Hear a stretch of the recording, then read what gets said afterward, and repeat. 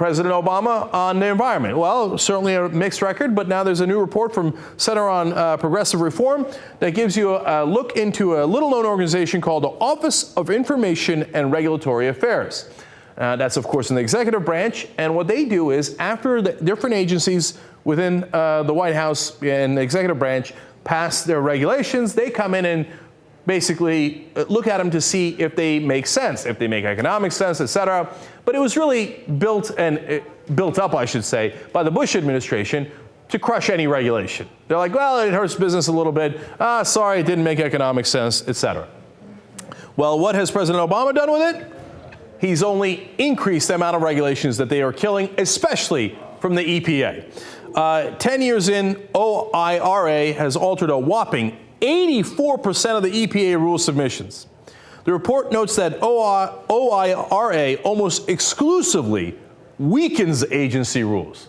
Never makes them stronger. Just goes, oh, no, you got a pollution problem, you got a smog problem. No, make that the regulation weaker. Let's have more smog because my business friends have to make more money. You know the guy who runs it now for Obama is Cass Sunstein, who is renowned and anti-regulatory figure. In fact, some conservatives, out of a knee-jerk reaction to anyone Obama proposes, when Sunstein was put up as the nominee, opposed him.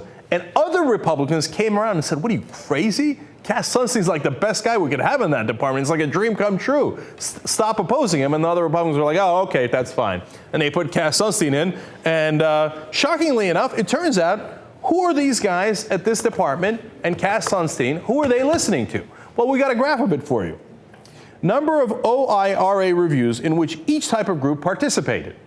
Well, when you look at the top, look at that, the industry. 431 meetings with this group that is killing regulations in favor of industry. They're an overwhelming number one. Well, who's number two? It must be public interest groups. It must be people looking out for consumers, right?